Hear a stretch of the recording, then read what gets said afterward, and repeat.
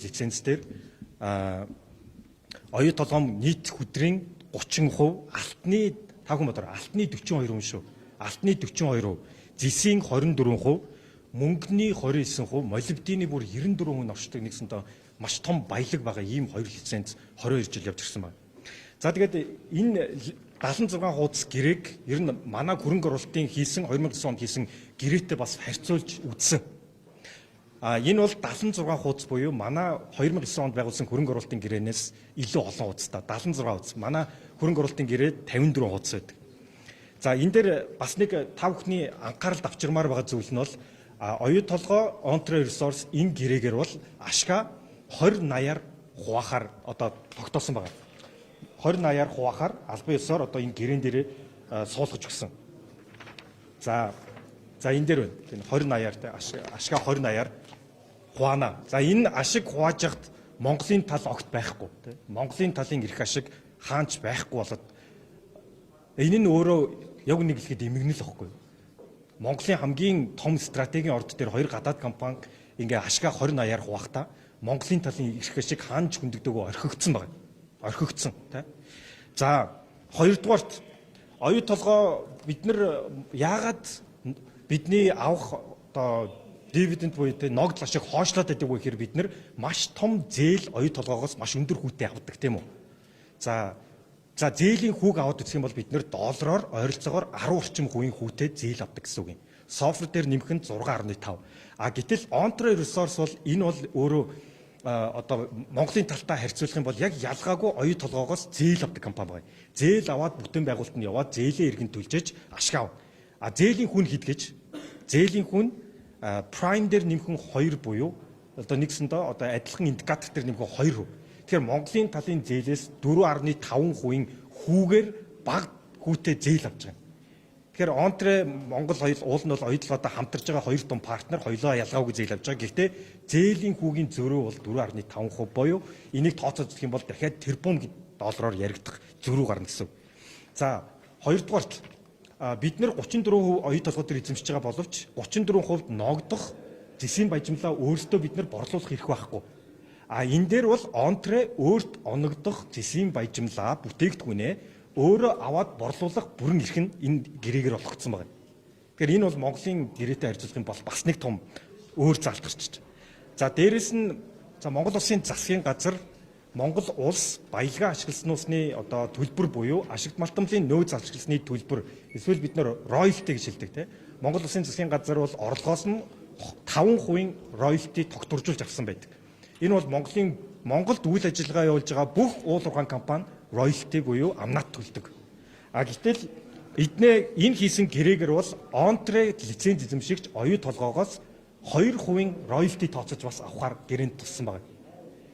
Тэгэхээр орлогоос зарлага асаад net smelter rate гэж ярьдаг royalty NSR буюу зарлага хассан орлогын 2%-ийг одоо royalty-гаар буюу манайхаар бол амнатаар тооцож Ontario одоо оюу толгоогоос авахар ингэж тулсан байгаа юм. Тэгэхээр 2009 онд байгуулагдсан хөрөнгө оруулалтын гэрээтэй ингээ харьцуулах юм бол ер нь Монголын талаас нэлээд олон зүйлээрээ давуу талтай ийм гэрээ одоо 2 сард ингээ байгуулагдсан байна. Тэгэхээр Монголын яагаад энэ асуудал яаралтай шийдэгдэх хэрэгтэй гэх юм бол 2025 онд нэгдүгээр энэ хоёр гадаад компани Монголын талгуур гэрээ хийдэг. Энийг бид нар Монголын талын одоо өгөөж нь хаана авах юм? Монголын тал ямар ашиг хүртэх юм, ямар амнаад авах юм? Энийг ойлгомжтой болгох ёстой.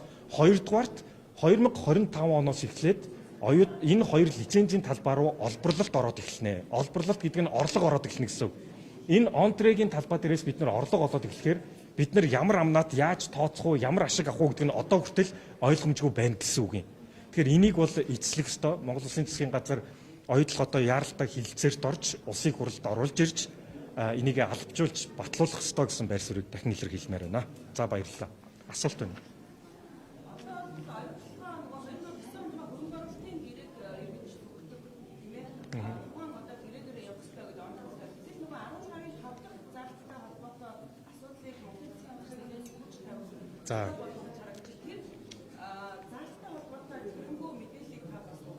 За тэгэл яг тэгэхээр Ер нь бид нар 2009 онд хөрөнгө оруулалтын гэрээ яагаад байгуулсан бэ юм бол оюут толгой хэлээсэн ХХК тухайн үедээ оюут толгой дээр байгаа яг энэ 3 үндсэн лицензтэй 67 08 09 010 ашиглалтын 3 лиценз эзэмшигч байсан учраас Монгол Улсын засгийн газар лиценз эзэмшигчтэй одоо хөрөнгө оруулалтын гэрээ байгуулсан. Тэгэхээр бидний одоо тавьж байгаа миний үзэж байгаа одоо шаардлага бол Онтре ХХК компани энэ хоёр лицензийг эзэмшиж байгаа учраас энэ лиценз эзэмшигчтэй гэрээ хилцээрт орох ёстой. Хэрвээ 2009 оны хөрөнгө оруулалтын гэрээ рүү энэ хоёр лицензийг чирч авчрах юм бол одоо яг таны хэлж байгаа 2009 оны хөрөнгө оруулалтын гэрээний 15-ын 5 гэсэн заалт буюу одоо энэ байгаа гэрээнд нэмэлт өөрчлөлтөөр шийдвэрлэнэ гэд тусгацсан байгаа учраас энүүгээр шийдэгдэх болов. Тэгэхээр энэ хоёр сонголтын л нэгийг хийнэ гэсэн үг. Тэгэхээр ер нь бол шинэ хөрөнгө оруулалтын гэрээ Онтре ХХК дээр Онтре гэд хоёр лиценз эзэмшигчдэр хийх нь зүйснэ хэрэгэл гэж тооцож байна. Энэ гэрээг одоо энэ манай ийм орцоогүйгээр гэрээ эзэмшдэг компани. Энийг одоо магадгүй арбитрч ч юм уу асуудлаар цэцлүүлээд манай одоо засгийн газраас оролцож шинэ гэрээ байгуулах боломж байгаа юу?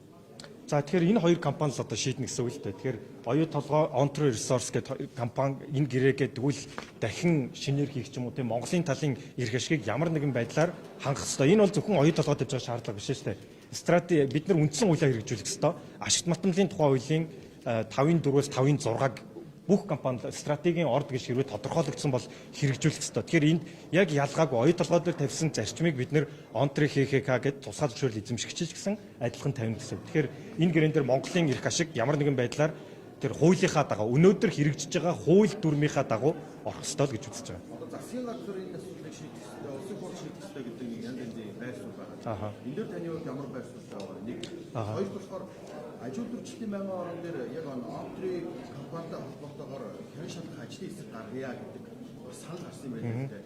Тэгэхэд бол одоо зарим гишүүд нь гүйж орж ирээд эсрэг санал өгч ийн гэдэг жишээтэй. Тэгэхээр энэ одоо байгаа улсын хурлын зарим гишүүд энэ одоо Онтре Риотонтой ойдлон асуудалтай их ашигын зөрчилтэй байх боломж байгаа юу? Ерөн дээр юу ямар байр суурьтай байгаа юу? За тэгэхээр Монгол Улсын засгийн газар бол одоо оюут толгой компанитай хилцээр одоо хийсээр яваа тийм хийсээр яваа. За урж миний ойлгож байгаагаар бол түрүүчийн 7 хоногт бас засгийн газрын хурлаар энэ Онтрегийн асуудал танилцуулагдсан гэж ойлгож байгаа. За бас ингээд Онтрегийн асуудалтай холбоотойгоор бас ажлын хэсэг шинээр байгуулагдсан гэж ойлгож байгаа. Тэгэхээр ажлын хэсэг бол дүгнэлтээ гаргаад саналаа боловсруулаад улсын хурлд оруулж ирнэ. Улсын хурл бол ашигт математикийн тухай хуулийн 8.1.7-гийн бүрэн эрхийн хүрээнд эцэслэн шийдвэрлэх ёстой. Ягаад гэвэл энэ стратегийн ордын хувь хэмжээ өөрчлөгдөх хэмжээний материаллык шийдвэр учраас. За баярлалаа.